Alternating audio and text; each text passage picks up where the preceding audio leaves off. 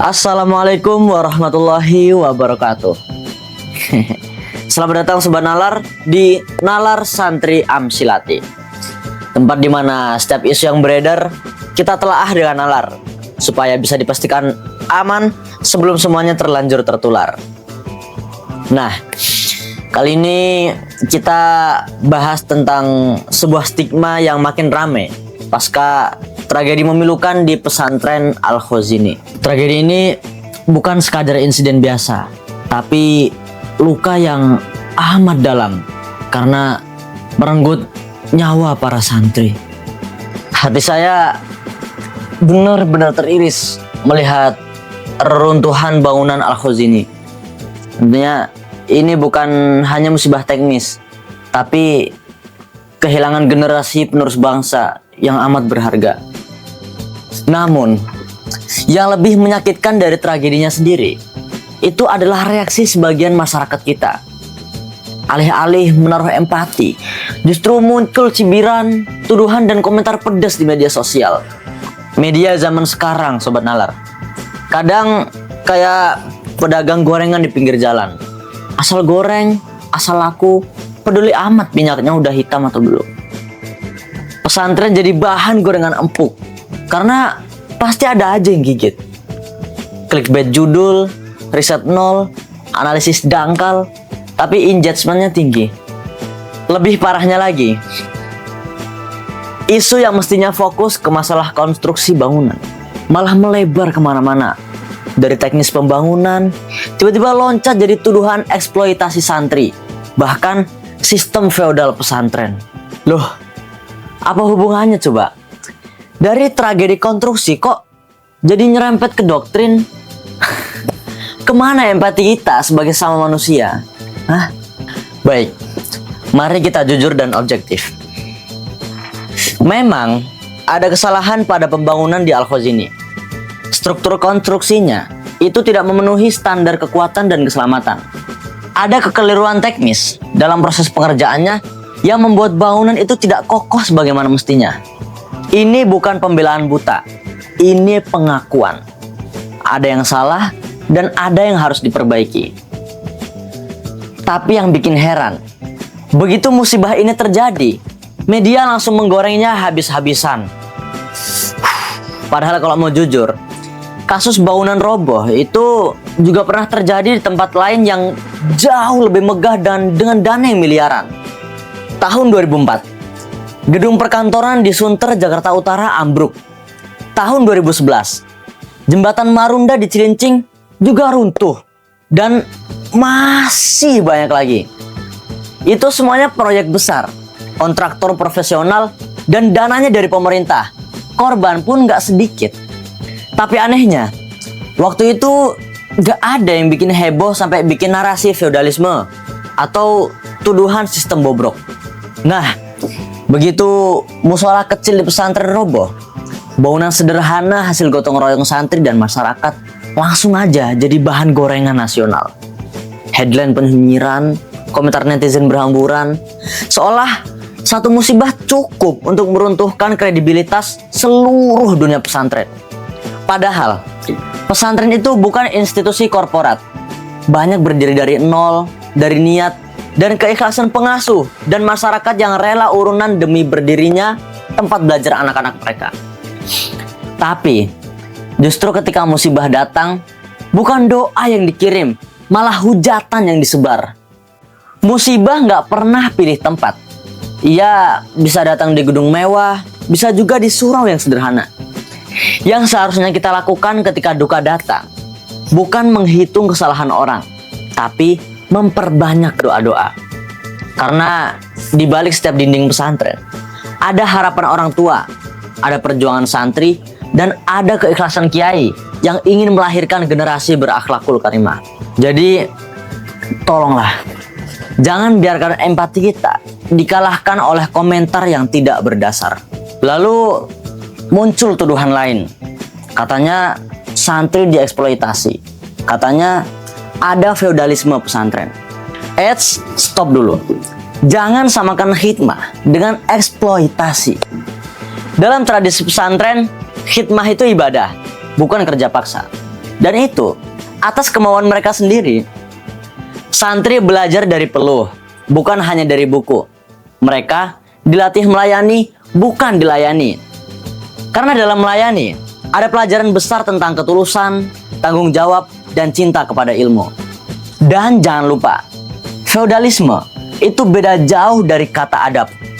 Feodalisme mengangkat manusia karena jabatan, pangkat, ataupun harta. Efeknya pengagungan berlebihan, penindasan, dan perendahan pada yang lemah. Islam tegas menolak itu, haram. Karena bertentangan dengan musawah atau kesetaraan dan adil atau keadilan. Tapi adab kepada guru dan ulama itu penghormatan karena ilmu dan kedekatannya dengan Allah. Justru syariat yang memerintahkan kita untuk itu. Allah berfirman dalam Quran surah Al-Mujadilah ayat 11. A'udzu billahi minasyaitonir rajim. Bismillahirrahmanirrahim. Yarfa'illahu alladhina amanu minkum walladhina utul ilma darajat. Allah akan meninggikan derajat orang-orang yang beriman di antara kamu dan orang-orang yang diberi ilmu beberapa derajat. Dan Nabi Muhammad SAW bersabda, "Laisa min ummati man lam yujilla kabirona wa yarham shogirona wa ya'rif li'alimina haqqah." Bukan termasuk golongan kami orang yang tidak menghormati yang lebih tua, tidak menyayangi yang lebih muda, dan tidak mengetahui hak orang yang berilmu. Hadis riwayat Abu Daud. Jadi jelas, berdiri hormat pada guru, menunduk sopan, bahkan mencium tangan kiai, itu bukan feodalisme. Itu adab, itu cinta ilmu, itu tazkiyah, penyucian jiwa. Sayyidina Ali karamallahu wajhah pernah dawuh, "Ana abdun liman alamani harfan wahidan, insya'a a'taqoni, wa insya'a ba'ani, wa insya'a amsakani." Aku adalah budak bagi siapapun yang mengajarkanku satu huruf. Jika ia mau, ia boleh memerdekakanku, menjualku, ataupun menahanku. Bayangkan, seorang khalifah sekelas babul ilm atau pintu ilmu masih ngerasa rendah hati pada orang yang memberinya satu huruf ilmu. Kalau Sayyidina Ali aja begitu tunduknya, lalu siapa kita yang baru diajar huruf hijaiyah sudah berani menggurui sistem pesantren di kolom komentar? Imam Al-Ghazali juga pernah mengingatkan dengan kalimat yang lebih dalam. Ilmun bila adabin, kanarin bila hatobin, wa adabun bila ilmin, karuhin bila jasadin. Ilmu tanpa adab bagaikan api tanpa kayu, dan adab tanpa ilmu bagaikan ruh tanpa jasad. Artinya, ilmu tanpa adab itu panas tapi tidak bercahaya, dan adab tanpa ilmu itu lembut tapi tidak berdaya.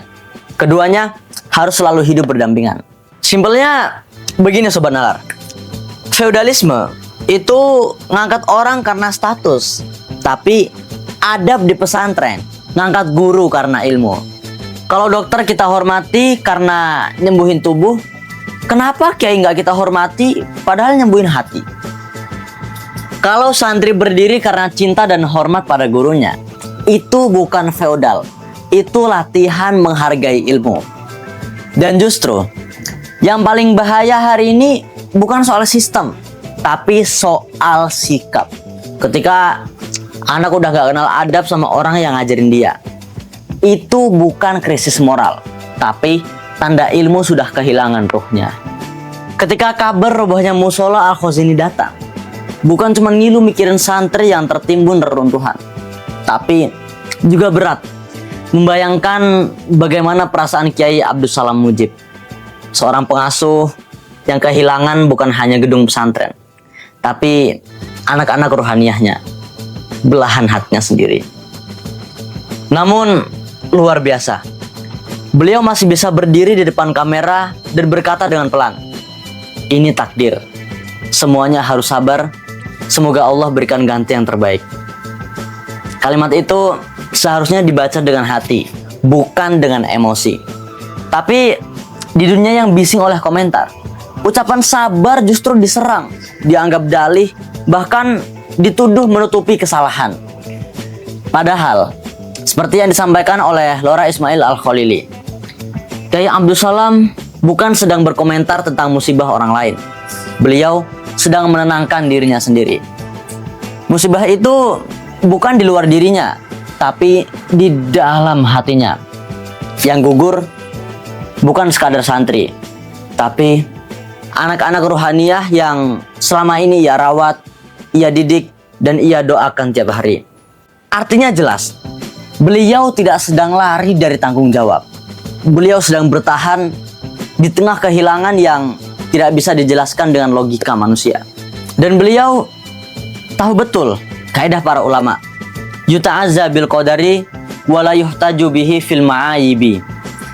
Takdir dijadikan sandaran untuk menguatkan diri di tengah musibah, bukan alasan untuk membenarkan kesalahan.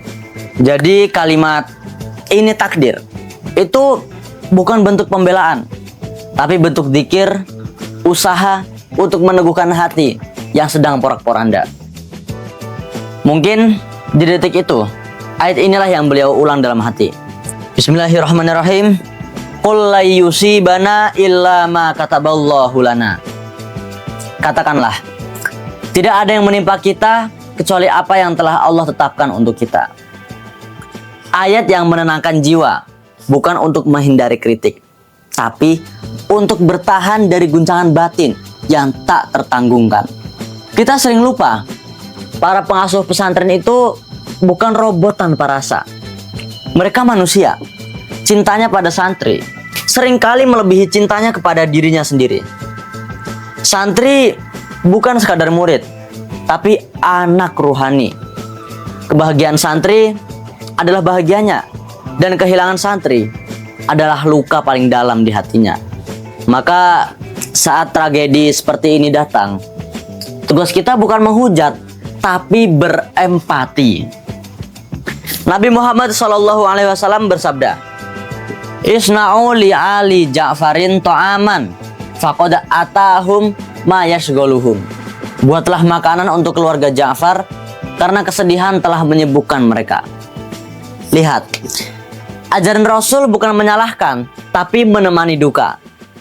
Orang yang sedang tertimpa musibah bahkan tak sempat memikirkan dirinya sendiri, apalagi menjawab komentar orang lain. Jadi, ketika kita baca berita reruntuhan dan dengar tangis keluarga korban, ingatlah, hati para kiai jauh lebih hancur dari yang kita kira. Luka mereka terlalu dalam. Jangan kita tambah dengan garam komentar yang tajam. Dan tolong, hentikan tuduhan ngawur.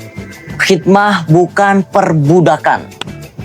Para kiai tidur paling akhir, bangun paling awal. Ngajar, ngimami, mendoakan tanpa pamrih. Kalau santri membantu dengan tulus, itu bukan eksploitasi. Itu adalah cinta yang dibalas dengan pengabdian. Para kiai bukan tidak peduli. Mereka hanya sedang berjuang agar tidak runtuh dua kali. Runtuh bangunannya dan runtuh imannya. Karena bagi mereka, santri adalah separuh jiwa. Kebahagiaan santri adalah puncak cita-cita mereka. Dan kesabaran di tengah musibah adalah tanda keikhlasan yang paling tinggi. Lihat wawancara Kang Haikal, atau tepatnya Syahlendra Haikal, santri berusia 13 tahun yang selamat dari tragedi Al-Khazini. Dalam keadaan tubuh terhimpit beton, nafas berat, dan debu menutupi wajah, yang pertama kali ia pikirkan bukan minta tolong, bukan panik, tapi sholat. Bayangin, di tengah reruntuhan bangunan, ia masih menyempatkan diri untuk menunaikan sholat. Bukan sendiri, ia bahkan mengajak dua temannya yang sedang terjebak bersamanya untuk ikut sholat. Dan ketika menemukan air minum di dekat reruntuhan, ia menolak untuk meminumnya, karena ia tidak tahu siapa pemiliknya.